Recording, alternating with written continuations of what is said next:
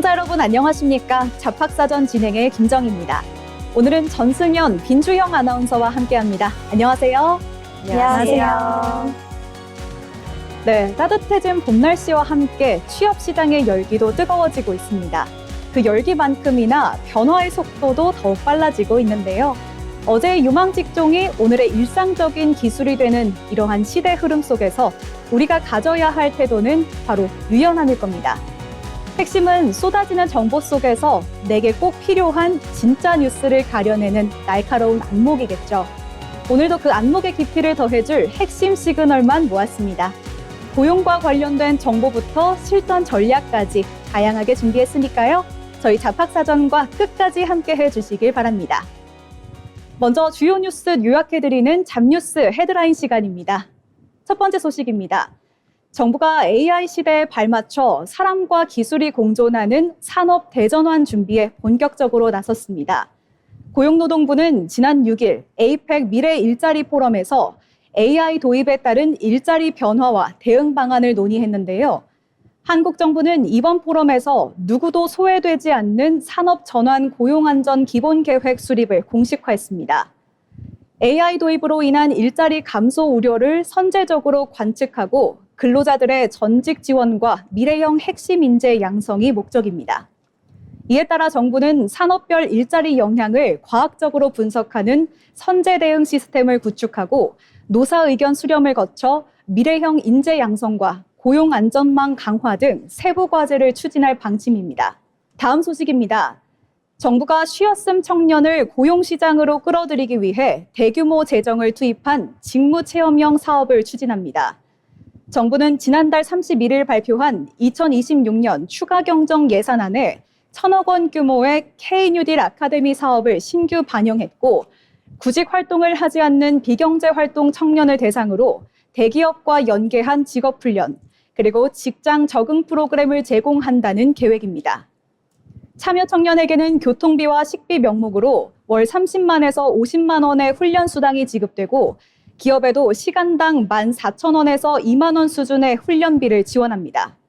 다만 K-뉴딜 아카데미가 채용 연계형으로 이어지지 않으면 실질적인 고용 효과는 미미할 것이라는 지적도 나오고 있습니다.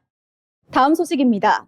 정부가 과도한 경력 요건으로 40대가 넘어서야 취득할 수 있는 기술사 기능장애 응시 자격을 현재보다 2, 4년 단축해 20, 30대 기술사 기능장이 많아지도록 국가기술 자격 제도를 개편할 계획입니다. 문과 졸업자나 경력 전환이 필요한 중장년도 역량을 갖추면 기사 시험을 볼 수 있도록 응시 자격이 없는 과정평가형 국가기술 자격을 대폭 확대하기로 하는 내용입니다. 또한 현장 실무를 갖춰야 자격이 부여되도록 과정평가형을 대폭 확대할 예정이고 이에 더해 취득한 기술과 융합 가능한 신기술 역량을 간편하게 증명할 수 있게 하는 플러스 자격도 도입 추진하겠다고 밝혔습니다. 네, 지금까지 잡뉴스 헤드라인 전해드렸는데요.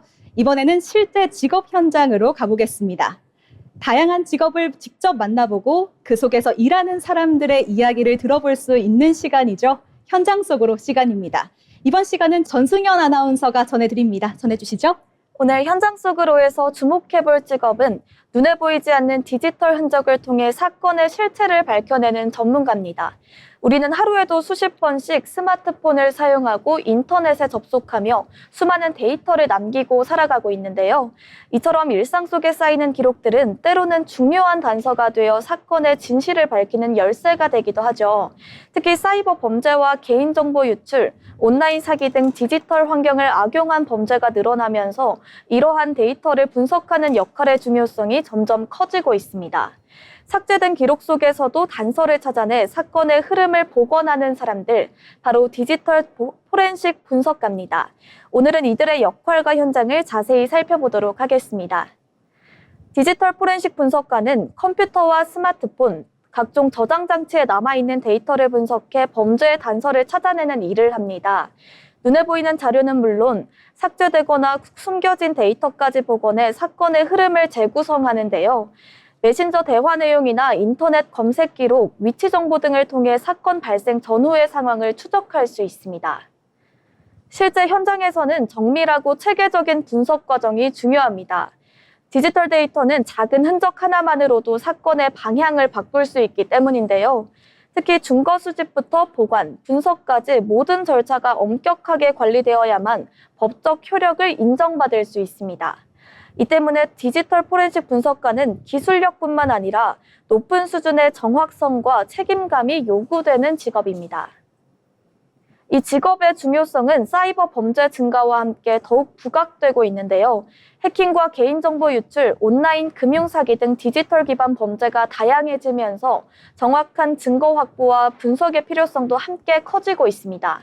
수사기관뿐만 아니라 기업에서도 정보 보호와 내부 보안 강화를 위해 포렌식 전문가를 적극적으로 활용하고 있습니다. 직업으로서의 전망 역시 밝은 편인데요. 디지털 환경이 확대될수록 데이터 분석과 보안의 중요성이 커지면서 관련 인력에 대한 수요도 꾸준히 증가하고 있기 때문입니다.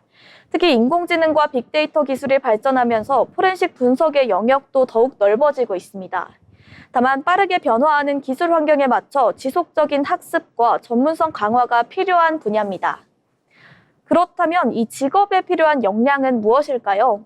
무엇보다 중요한 것은 데이터를 논리적으로 분석하는 능력과 세밀한 관찰력이겠습니다. 여기에 IT 기술에 대한 이해와 법적 절차에 대한 기본 지식, 그리고 작은 단서도 놓치지 않는 집중력과 객관적인 판단력 역시 중요한 요소로 꼽힙니다. 디지털 흔적 속에 숨겨진 진실을 찾아내는 사람들, 보이지 않는 데이터를 통해 사건의 퍼즐을 맞춰가는 이들의 역할은 현대사회에서 점점 더 중요해지고 있습니다. 빠르게 변화하는 디지털 시대, 그 이면을 읽어내는 직업 디지털 포렌식 분석가입니다. 오늘 전해드린 이 이야기가 미래를 준비하는 또 하나의 방향으로 도움이 되기를 바랍니다. 지금까지 현장 속으로였습니다. 네, 남아있는 데이터를 분석해서 이 범죄의 단서를 찾아내는 디지털 포렌식 전문가에 대해 살펴봤습니다. 다음은 지금 바로 활용할 수 있는 실질적인 취업 정보를 전해드리는 오늘의 잡정보 시간입니다. 빈주영 아나운서가 준비했는데요. 전해주시죠. 여러분은 취업 준비하면서 가장 아까운 돈이 언제인가요? 저는 토익 시험 접수할 때 그렇게 그 돈이 아깝더라고요. 오픽 한 번에 8만 원이 넘고 기사 시험도 몇만 원씩 한다는데 한두 번만 해도 한 달 생활비가 훅훅 나갑니다. 노력한 만큼 성과를 내야 하는 시기에 이런 비용 고민이 걸림돌이 되어서는 안 되겠는데요. 그래서 오늘은 여러분이 자격증 응시료를 실질적으로 지원받을 수 있는 방법들을 소개해드리겠습니다. 바로 국가에서 운영하는 산업인력공단 응시료 감면 서비스와 여러분이 거주하시는 각 지자체별 응시료 환급 정책입니다. 이 두 가지만 잘 활용하셔도 올해 스펙 관리 비용을 많이 아끼실 수 있을 텐데요. 그럼 먼저 국가가 지원하는 혜택부터 자세히 살펴보겠습니다. 먼저 대한민국 청년이라면 누구나 누릴 수 있는 국가자격시험 응시료 50% 감면 혜택입니다. 한국산업인력공단에서 주관하는 시험들이 대상인데요. 지원 대상 자격증은 여러분이 많이 준비하시는 정보처리기사, 산업안전기사 같은 기술직 자격증부터 공인중개사, 조리기능사, 제과제빵기능사 등 거의 모든 국가 공인 자격증이 포함됩니다. 이용 방법 또한 아주 간단합니다. 별도의 환급 신청 절차 없이 큐넷에서 시험을 접수할 때 결제 단계에서 응시료 지원 신청 항목을 선택하기만 하면 되는데요. 시험 접수와 동시에 바로 그 자리에서 응시료의 절반만 결제되는 방식입니다. 감면 혜택은 만 34세 이하 청년을 대상으로 연간 총 3회까지 제공됩니다. 정부 예산으로 운영되므로 조기 소진될 수 있으니 관심이 있으신 분들은 하반기보다 시험 계획에 맞춰 상반기에 미리 활용해 보시는 걸 추천드립니다. 자, 그렇다면 국가 자격증 외에 우리가 가장 많이 응시하는 토익, 오픽과 같은 어학시험은 어떻게 지원받을 수 있을까요? 이건 여러분이 거주하시는 지자체가 해결해 드립니다. 서울시를 비롯한 전국 지자체에서는 공단에서 지원하지 않는 민간 시험까지도 지원하고 있는데요. 미취업 청년을 대상으로 연간 최대 10만 원에서 30만 원의 응시료를 계좌로 직접 환급해드리고 있습니다. 이용 방법 또한 간단한데요. 보통 구청 홈페이지나 지역 청년센터에 접속해서 성적표와 결제 영수증만 제출하시면 됩니다. 올해 이미 치른 시험도 소급 적용이 가능한 경우가 많으니 지금 바로 확인해 보시는 걸 추천드립니다. 그럼 구체적으로 2026년 서초구 정책을 보며 자세히 살펴보겠습니다. 서초구는 38종의 어학시험과 884종의 국가 민간 자격증, 그리고 한국사 능력 검정 시험까지 지원하고 있습니다. 지원 대상은 2026년 1월 1일 이전부터 서초구에 거주한 만 19세에서 39세 사이의 미취업 청년이며 금액은 1인당 최대 20만 원까지 환급해주고 있습니다. 여기서 한 가지 중요한 팁을 드리자면 이 사업은 현재 분기별로 접수를 받고 있다는 점인데요. 특히 올해 1분기 신청은 공고가 나자마자 조기에 마감될 정도로 취준생분들의 관심이 뜨겁습니다. 따라서 서초구에 거주하신다면 다음 분기 접수가 시작되기 전에 영수증과 성적표를 미리 준비해 두시는 게 좋을 것 같습니다. 취업 준비는 정보 싸움이기도 합니다.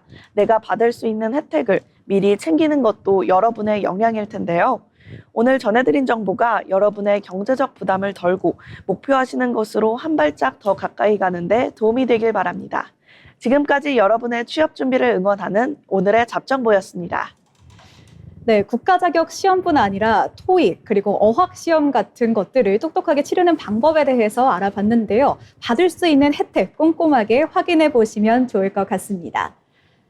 자, 세상에는 우리가 아직 잘 알지 못하는 다양한 직업들이 존재합니다. 새롭게 떠오르는 직업과 앞으로 주목해야 할 미래 직종을 살펴보는 시간, 바로 직업의 세계 시간인데요. 최예지 아나운서가 전해드립니다. 사람들이 잘 모르는 새로운 직업과 미래 유망 직종을 탐구하는 직업의 세계입니다. 여러분, 요즘 인공지능, 즉 AI 기술이 우리 일상 속에 얼마나 깊이 들어와 있는지 느끼고 계신가요? 뉴스를 작성하고 그림을 그리고 심지어 사람처럼 대화까지 하는 AI. 이젠 단순한 기술을 넘어 우리의 삶과 선택에 직접적인 영향을 주는 존재가 됐습니다. 그렇다면 이런 질문이 생깁니다. AI는 항상 올바르게 판단하고 있을까? 바로 이 지점에서 등장하는 직업, 오늘 소개해드릴 AI 윤리 전문가입니다. AI 윤리 전문가는 말 그대로 인공지능이 사회적으로 윤리적으로 문제 없이 작동하도록 관리하고 설계하는 직업입니다. 예를 들어 AI가 사람을 평가하거나 채용 과정에 활용될 때 특정 성별이나 인종을 차별하는 결과를 낸다면 그건 기술의 문제가 아니라 윤리의 문제가 되겠죠. 이때 AI 윤리 전문가는 데이터가 편향되어 있지는 않은지, 알고리즘이 공정하게 작동하는지, 그리고 사용자에게 어떤 영향을 미치는지 분석합니다. 또한 기업이나 기관이 AI를 어디까지 사용할 수 있는지, 어떤 기준을 지켜야 하는지에 대한 가이드라인도 제시하는데요. 쉽게 말해 AI가 똑똑해지는 만큼 그 방향을 바로잡아주는 브레이크 역할을 하는 직업이라고 볼 수 있습니다. 그렇다면 이 직업 어떻게 준비해야 할까요? AI 윤리 전문가는 한 가지 전공으로만은 되기 어렵습니다. 기본적으로는 컴퓨터공학이나 데이터 관련 지식을 바탕으로 AI가 어떻게 작동하는지 이해해야 하고요.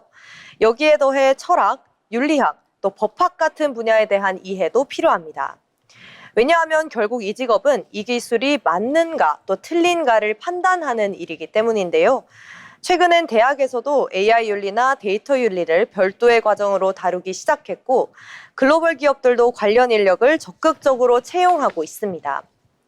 또한 실제 사례를 분석하고 자신만의 기준을 정리하는 경험이 취업 과정에서 중요한 경쟁력이 될 수 있습니다. 앞으로의 전망은 어떨까요? 전문가들은 AI 윤리 분야가 앞으로 필수 직무가 될 가능성이 높다고 보고 있습니다. 이미 일부 기업에선 AI 시스템을 도입하기 전에 윤리 검토를 반드시 거치도록 하고 있고요. 유럽과 같은 지역에선 AI 사용에 대한 법과 규제를 강화하면서 관력 인력 수요가 빠르게 증가하고 있습니다.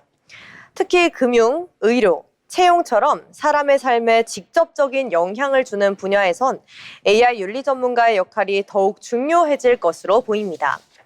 결국 기술이 발전할수록 그 기술을 어떻게 사용할 것인가를 결정하는 사람이 필요해지는 거죠. 네, 지금까지 살펴본 것처럼 AI 윤리 전문가는 단순히 기술을 다루는 직업이 아니라 기술과 인간 사이의 균형을 고민하는 직업입니다.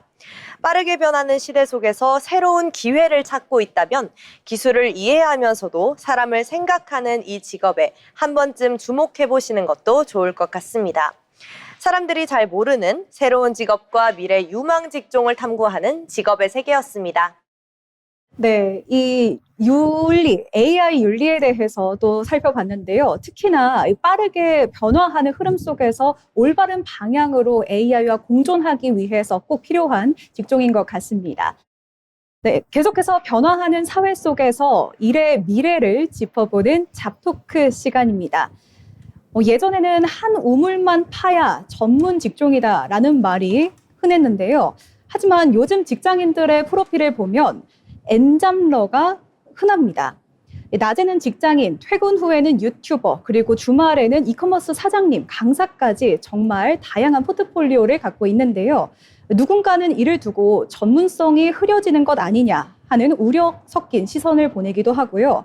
또 누군가는 불확실한 시대 속에서 현명한 생존 전략이다 이렇게 주장하기도 합니다. 따라서 오늘 잡토크에서는 엔잡러의 시대, 전문성의 분산인가, 생존을 위한 다각화인가 라는 주제로 한번 이야기 나눠보겠습니다. 승연 아나운서, 이러한 흐름 바탕의 원인은 뭐라고 생각하시나요? 네, 저는 이러한 현상의 바탕에 불안감과 자아 실현이 공존한다고 보는데요. 회사가 나의 노후를 끝까지 책임져주지 않는다는 걸 체감하고 있고 본업의 월급만으로는 치솟는 물가를 감당하기 힘든 현실적인 이유가 크겠습니다. 하지만 동시에 회사 안에서는 발휘하기 힘들었던 나만의 재능을 국회를 통해 시험해보고 싶은 욕구도 강하다고 생각합니다. 본업의 스트레스를 부업의 성취감으로 해소하는 일종의 정서적인 분산 투자인 셈이죠. 한마디로 그 경제적 안정망을 스스로 구축하는 동시에 진짜 나를 찾는 과정이다라는 말씀인 것 같은데요. 일종의 리스크 관리인 셈이죠. 하지만 기업이나 조직 관리 측면에서는 우려도 적지가 않습니다. 에너지가 분산되면은 결국 이 몰입도가 떨어지게 되고 결과적으로 이것도 저것도 아닌 상태로 이어질 수 있다는 걱정인데요. 주영 아나운서의 생각은 어떤가요? 승연 아나운서가 말씀하신 개인의 동기는 충분히 이해합니다. 하지만 전문성이라는 관점에서 본다면 그 위험성이 분명히 존재하는데요. 우리가 흔히 말하는 전문가는 한 분야에서 깊이 침잠할 때 만들어집니다. 그런데 퇴근 후 주말까지 일을 하게 되면 그 집중력이 흐트러지지 않을까요? 폭넓은 지식은 가질 수 있겠지만 시장에서 대체 불가능한 독보적인 실력을 갖추기엔 역부족일 겁니다. 특히 기업 입장에서는 직원이 본업에 쏟아야 할 창의적인 에너지를 외부에 쓴다면 조직 전체의 생산성 저하로 이어질까 봐 경계할 수밖에 없을 것 같습니다. 네, 그렇죠. 아무래도 이 전문성이 얕아질 수밖에 없다는 우려, 그리고 이 조직과 개인의 에너지가 충돌할 수 있다는 걱정까지 짚어주셨는데요.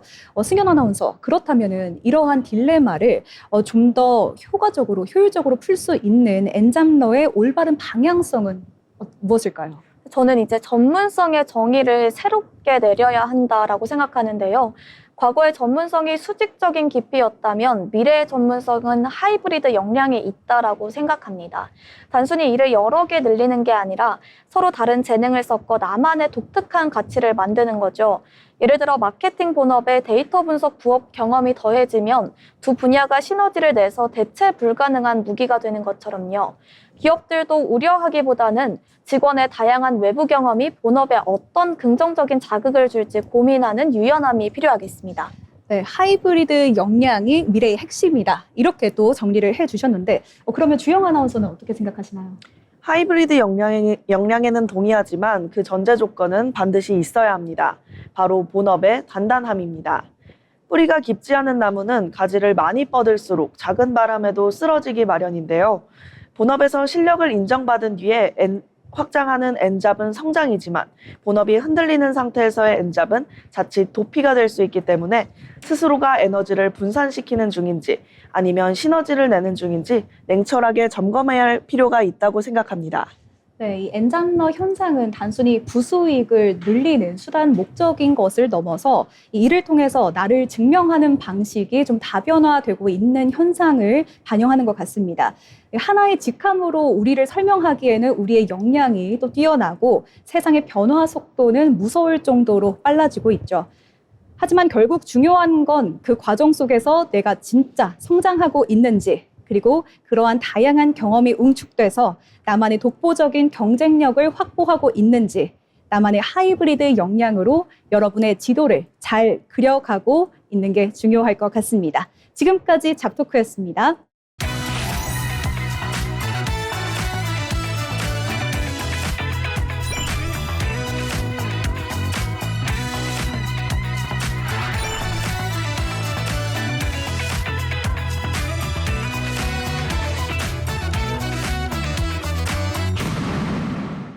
이렇게 빠르게 사회가 변화하고 있지만 그 와중에도 묵묵히 자신의 길을 걸어가는 사람들이 있습니다. 평범하지만 특별한이라는 사람의 인생 이야기 자빈 스토리 편지의 기자가 전해드립니다. 우리는 때로 넘어지는 순간을 실패라고 생각합니다. 하지만 어떤 사람에게는 그 순간조차 다시 시작하는 과정이라고 생각됩니다. 오늘 소개해드릴 분은 수없이 넘어지면서도 끝까지 자신의 길을 이어온 한 선수 이야기입니다. 대한민국 최초로 단일 대회 5개 메달을 기록한 선수, 패럴림픽 노르딕 스키 국가대표 김윤지 선수입니다. 김윤지 선수는 선천성 이분 척추증을 가지고 태어났습니다. 어릴 적 재활을 위해 시작한 수영은 그녀의 첫 출발점이었습니다. 그리고 18살 국가대표가 되기까지 그녀는 결코 쉬운 훈련이 아니었습니다. 자신을 버티고 만들어가는 과정이었습니다. 이번 밀라노 코르티나 동계 패럴림픽에서 김윤지 선수는 금메달 2개, 은메달 3개, 총 5개의 메달을 따내며 대한민국 최초 기록을 세웠습니다. 하지만 그녀를 더욱더 주목하게 만든 건 결과만은 아니었습니다. 경기 중 마지막 바퀴를 남기고 넘어졌던 순간 그녀는 망설이지 않고 곧바로 다시 일어섰습니다. 김윤지 선수는 말합니다. 제가 팀에서 많이 넘어지는 편인데 그만큼 일어나는 것도 자신 있습니다. 넘어지는 것을 두려워하지 않는 태도, 그리고 다시 일어나는 속도. 이것이 지금의 김윤지 선수를 만드는 힘이었습니다. 밝은 미소로 경기에 임하는 김윤지 선수는 이탈리아 현지에서 미소천사라는 별명을 얻었습니다. 넘어져도 다시 웃으며 일어나는 선수. 김윤지 선수의 이야기는 특별한 재능보다 어떤 상황에서도 자신의 길을 포기하지 않는 태도에 대한 이야기입니다. 오늘도 넘어졌다면 다시 일어나는 것부터 시작해보는 건 어떨까요? 지금까지 자빈 스토리였습니다. 내가 선택한 일이기 때문에 끝까지 해내야 한다. 이 말이 참 와닿았었는데요. 목표한 바를 이루기 위해 달려가는 김윤지 선수 이야기 함께 했습니다. 다음은 경제로 보는 일터 시간인데요. 경제의 변화는 곧 일의 방식과 일자리의 모습에도 영향을 미치죠. 이번 시간에는 경제 흐름을 통해서 산업과 일터의 변화를 함께 들여다보겠습니다. 이정현 아나운서가 전해드립니다.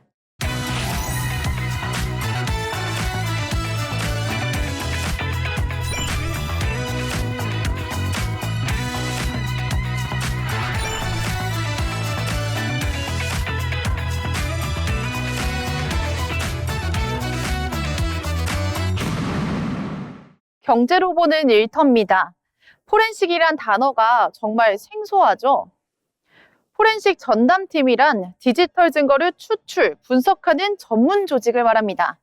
최근에는 로펌, 국가기관, 지방기관 등에서 신습 대응을 위해 전담 부서를 신설하고 확대하는 흐름이 확인되면서 특히 법조계에서 유용하게 사용되고 있습니다. 그러면 K-디스커버리는 과연 무엇일까요? 한국형 증거 제시 제도. 한국형 디스커버리는 소송 과정에서 한쪽 당사자가 보유한 증거를 상대방이 요구해 확보할 수 있는 증거 개시 제도인데요. 기존 당사자가 제출한 자료에만 의존하던 구조에서 서서나 이메일, 메신저, 내부 보고서 등 디지털 자료까지 소송 과정에서 드러나게 됩니다. 그동안 기술 탈취 분쟁에 국한된 포렌식 대응이 지식재산권 분쟁과 민사소송 전반으로 확장될 것이란 관측이 나오고 있습니다. 간단하게 말해서 K-디스커버리를 통해서 원고 쪽의 입증 책임 활동 부담을 완화시키는 거죠. 그러면 이 K-디스커버리가 왜 이렇게 이슈일까요? 디지털 증거의 진정성이 소송 결과를 가르는 사례가 늘면서 로펌 업계에서 디지털 포렌식 역량이 핵심 경쟁력으로 떠오르고 있기 때문인데요. 법조계에 따르면 국내의 상위 10개 로펌은 각각 디지털 포렌식 전담팀을 앞다퉈 꾸리면서 경찰, 검찰, 디지털 수사 출신 전문가와 소프트웨어 연구원, 외국 변호사 등을 경쟁적으로 영입하고 있습니다. 업계 최대 규모는 김앤장입니다.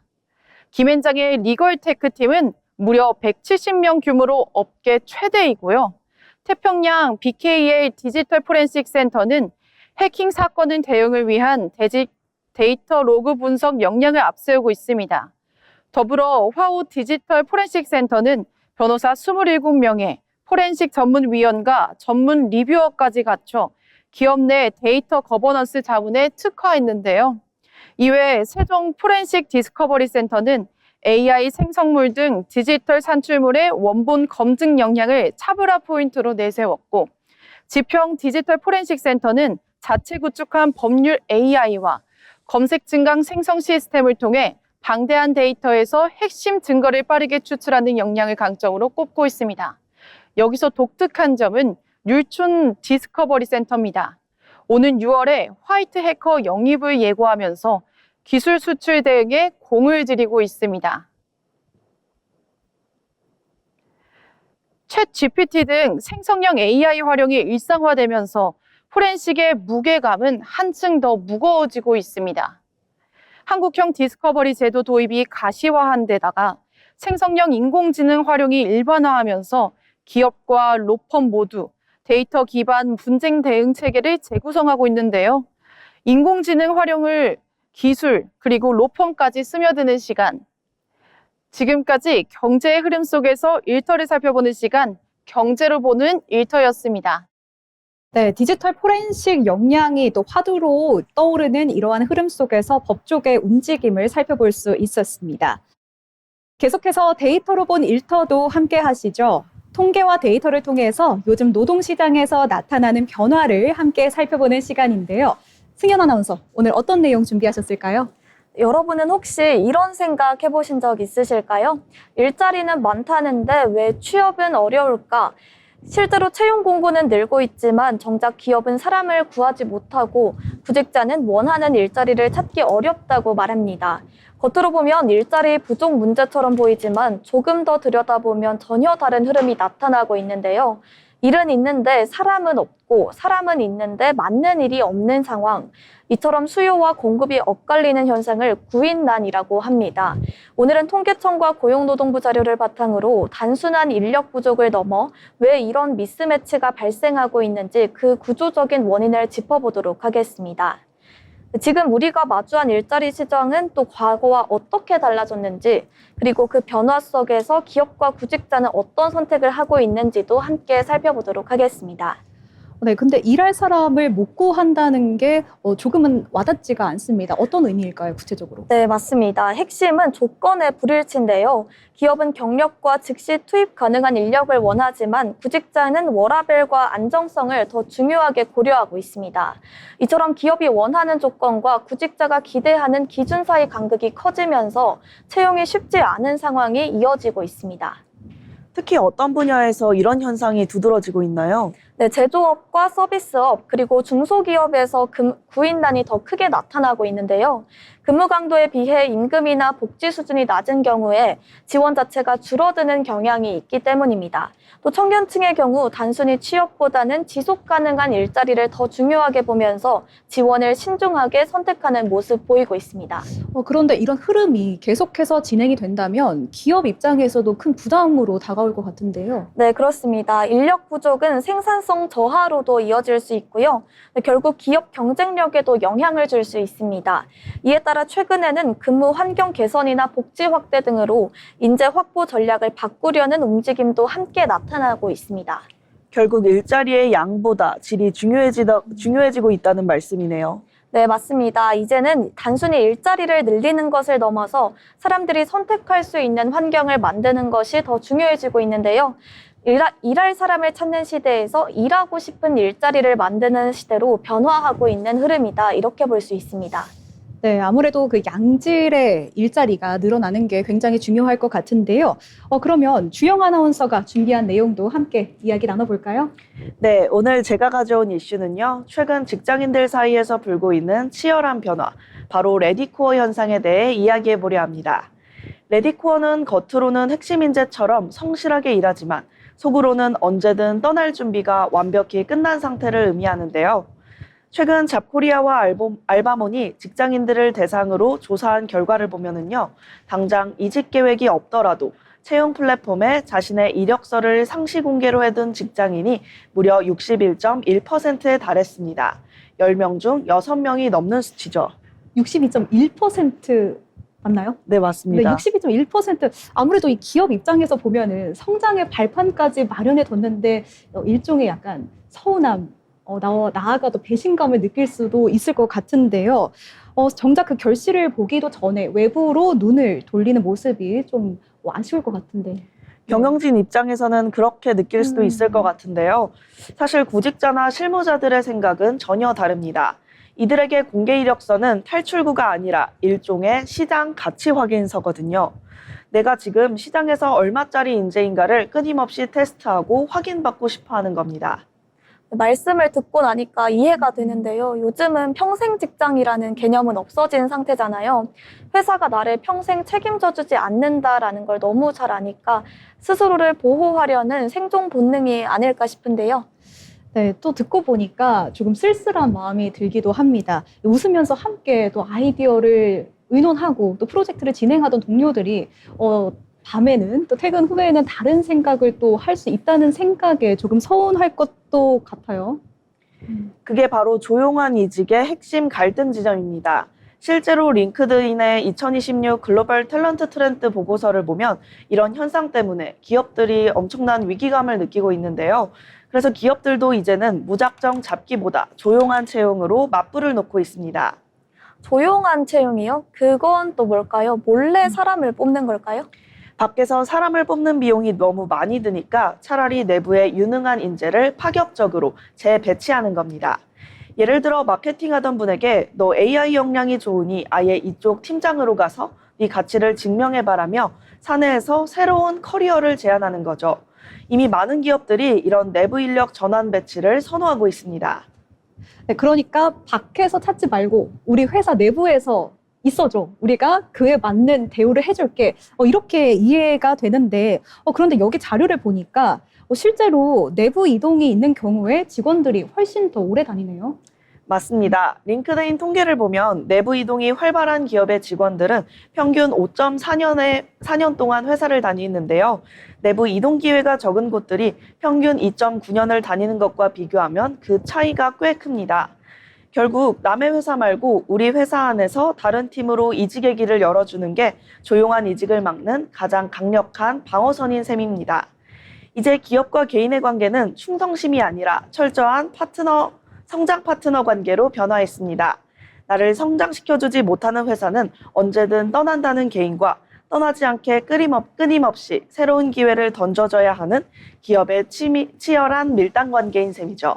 네, 이야기를 듣다 보니 참 씁쓸하면서도 치열하다라는 생각이 드네요. 품속에 사직서를 품고 일하는 마음이 결코 가볍지는 않을 텐데 말이죠.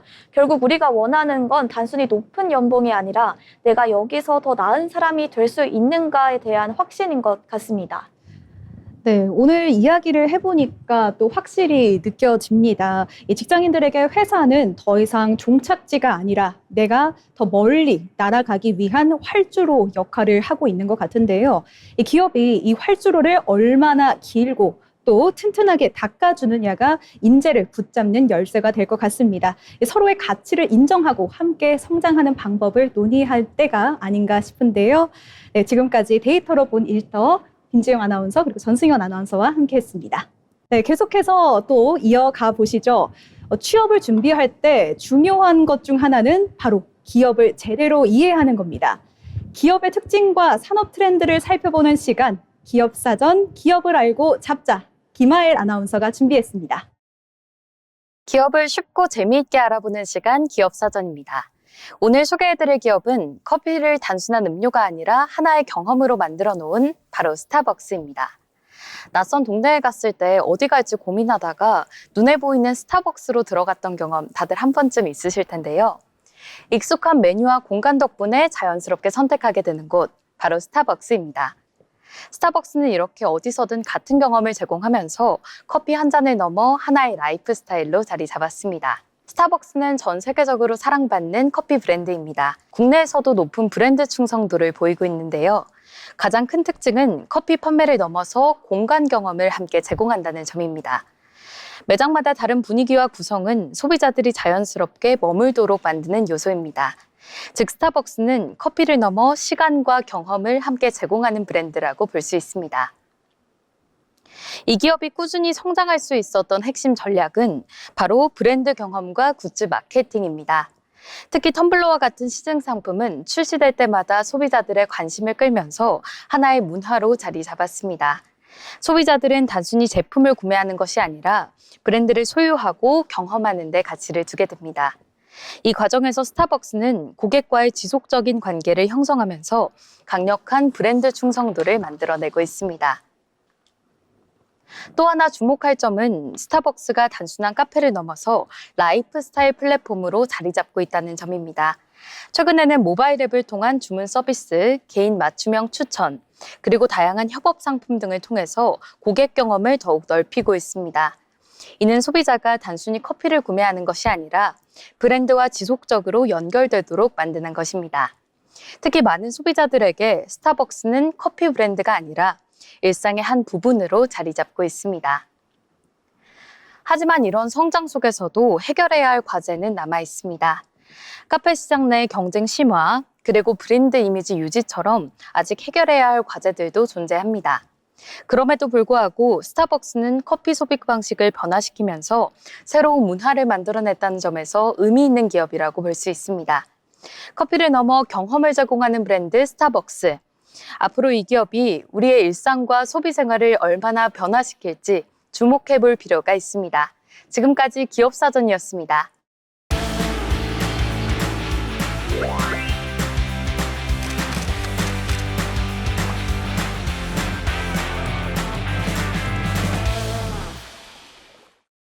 이번에는 전국의 모든 맛집과 축제, 그리고 핫플레이스를 전해드리는 어디 갈까 시간입니다. 최윤희 아나운서와 함께 만나보시죠. 전국의 맛집과 축제, 그리고 특별한 경험을 전해드리는 어디 갈까 시간입니다. 따뜻한 봄바람이 불어오는 요즘 어디론가 떠나고 싶다는 생각 한 번쯤 해보셨을 텐데요. 만약 단순한 여행이 아니라 이야기가 살아있는 축제 속으로 간다면 어떻게 될까요?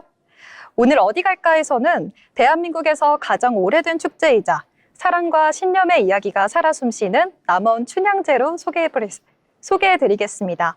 봄꽃이 흐드러진 남원의 봄으로 지금 함께 떠나보시죠.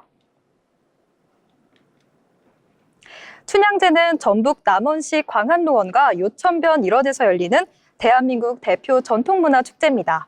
이 축제의 시작은 1931년으로 거슬러 올라갑니다. 일제강점기라는 어려운 시대 속에서 우리 민족의 정체성과 자긍심을 지키기 위해 남원 시민들이 자발적으로 뜻을 모아 시작된 것이 바로 춘향제인데요. 단순한 지역 행사가 아니라 문화로 저항하고 또 전통으로 정체성을 지켜낸 축제라는 점에서 의미가 더욱 깊습니다. 이후 90년이나 넘는 시간 동안 단 한 번도 그 맥이 끊기지 않고 대한민국 공연 예술형 축제의 시효이자 가장 오래된 전통 축제로 자리 잡았습니다. 특히 춘향과 이몽룡의 사랑이 시작된 단오를 기념하며 사랑, 정절, 그리고 신념이라는 가치를 지금까지 이어오고 있습니다. 이번 제96회 춘향제는 4월 30일부터 5월 6일까지 총 7일간 진행됩니다. 운영 시간은 오전 10시부터 밤 10시 30분까지로 하루 종일 다양한 프로그램을 즐길 수 있는데요. 입장료는 무료고 일부 프로그램만 유료로 운영됩니다. 낮에는 전통 공연과 퍼레이드가 공연되고 밤이 되면 조명과 함께 또 다른 분위기가 펼쳐지는 낭만을 느낄 수 있습니다. 춘향제의 상징이자 가장 큰 관심을 받는 프로그램은 바로 글로벌 춘향 선발대회인데요. 이 대회는 단순히 외적인 아름다움을 평가하는 자리가 아니라 춘향이 상징하는 정절과 지조, 그리고 내면의 가치를 현대적으로 재해석한 문화 행사입니다. 전국은 물론 해외 참가자들까지 함께하며 이제는 명실상부한 글로벌 문화 콘텐츠로 자리 잡았습니다. 참가자들은 전통 의상과 함께 자신만의 스토리와 가치관을 표현하며 한국적인 미와 정신을 세계에 알리는 역할을 하고 있습니다. 특히 이 무대는 단순한 선발을 넘어 춘향이라는 인물이 오늘의 시대에서 어떻게 해석될 것인가, 이런 의미 있는 질문을 던지는 시간이기도 합니다. 그래서 이 대회는 춘향제의 하이라이트자 가장 상징적인 장면으로 꼽히고 있습니다. 이외에도 춘향제에서는 다양한 전통 공연과 프로그램을 만날 수 있는데요. 광안로원에서는 춘향과 이몽룡의 만남을 재현한 공연부터 전통 올레, 국악 공연, 그리고 퍼레이드까지 다채로운 볼거리를 만나볼 수 있습니다. 단순히 공연을 보는 것을 넘어 직접 참여하고 체험하는 과정 속에서 관람객은 자연스럽게 이야기 속 인물이 된 것을 느낄 수 있습니다. 특히 밤이 되면 춘향제는 또 다른 매력을 보여줍니다. 광안로원의 고즈넉한 풍경 위에 빛과 미디어 연출이 더해지며 전통과 현대가 어우러지는 환상적인 야경이 펼쳐지는데요. 유천변을 따라 이어지는 산책길과 야간 공연, 버스킹 프로그램은 하루의 끝을 더욱 특별하게 만들어줍니다. 이 시간은 단순한 축제를 넘어 기억에 남는 순간으로 완성됩니다. 오늘은 가장 한국적인 이야기와 감성을 만날 수 있는 축제, 바로 남원 춘향제를 소개해드렸습니다. 90년이 넘는 시간 동안 한 번도 멈추지 않고 넘어져온 이 축제는 단순한 행사가 아니라 우리의 이야기이자 문화로 자리 잡았습니다. 올봄 사랑과 전통, 그리고 이야기가 살아 숨쉬는 공간에서 조금 특별한 하루를 보내고 싶다면 5월 남원으로 한번 가보시는 건 어떨까요? 지금까지 어디 갈까였습니다.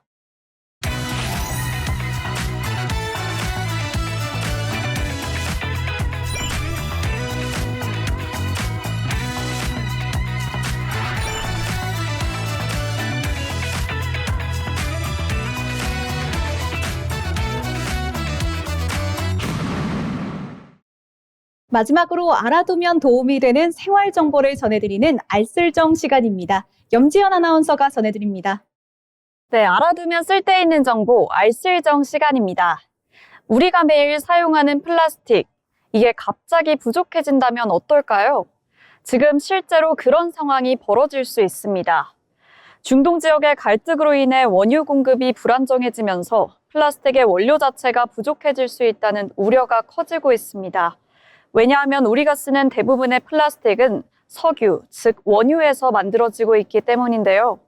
그런데 여기서 흥미로운 대안이 등장합니다. 바로 미생물로 만드는 플라스틱입니다. 플라스틱을 공장에서 찍어내는 게 아니라 미생물이 만들어낸다는 개념입니다. 원리는 생각보다 단순한데요. 미생물에게 포도당 같은 당분을 먹이면 이 미생물이 몸 안에 PHA라는 물질을 저장하게 됩니다. 이 PHA를 꺼내서 가공하면 우리가 사용하는 플라스틱과 비슷한 형태의 대체 플라스틱이 만들어집니다.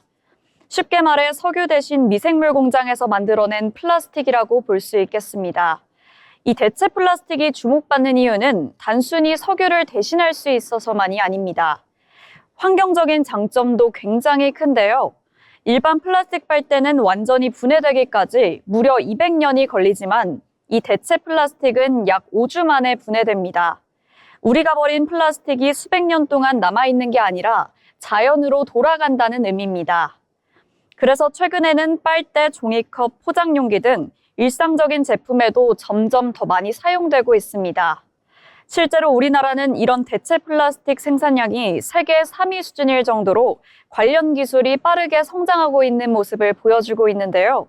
특히 최근에는 석유화학 제품 공급이 불안정해지면서 기업들의 관심도 더 높아지고 있습니다. 기존 플라스틱을 대체할 수 있냐는 문의가 눈에 띄게 늘고 있는 상황입니다. 하지만 해결해야 할 문제도 남아 있습니다. 가장 큰 한계는 바로 가격입니다. 대체 플라스틱은 일반 플라스틱보다 생산 비용이 약 3배 정도 비쌉니다. 그래서 아직까지는 완전히 대체하기에는 부담이 있는 것도 사실인데요. 그럼에도 불구하고 전문가들은 이 기술이 단순한 대안이 아니라 미래를 위한 필수 선택이라고 조언합니다. 언젠가는 석유가 고갈될 수밖에 없는 상황에서 플라스틱을 계속 사용하기에는 결국 새로운 방식이 필요하기 때문입니다. 그리고 이 시장은 이미 빠르게 성장하고 있습니다. 앞으로 2032년에는 생분해성 플라스틱 시장 규모가 약 150조 원에 이를 것으로 전망되고 있습니다. 여기서 한 가지 생각해 볼 점이 있습니다. 우리는 하루에도 수십 번씩 플라스틱을 사용하고 있지만 그게 어디에서 왔는지 또 어디로 가고 있는지는 거의 생각해 본 적이 없습니다. 특히 배달 음식 용기나 카페에서 사용하는 일회용 컵처럼 몇 분 쓰고 버려지는 플라스틱이 대부분인데요. 이런 제품들이 모두 100년, 200년 동안 남는 점을 생각하면 문제는 생각보다 훨씬 더 가까이에 있다는 점을 알 수 있습니다. 지금 여러분이 들고 있는 플라스틱 컵, 그리고 방금 사용한 빨대도 언젠가는 석유가 아니라 미생물로 만들어질지 모릅니다. 어쩌면 플라스틱의 미래는 공장이 아니라 생명체에서 시작될지 모르겠습니다. 이상으로 알아두면 쓸데있는 정보 알쓸정 시간이었습니다. 네, 오늘 저희가 준비한 소식은 여기까지입니다. 급변하는 물결 속 정확하고 효과적인 가이드라인 앞으로도 전해드리겠습니다. 내일도 더 알찬 정보들로 찾아올게요. 시청해주신 여러분 고맙습니다.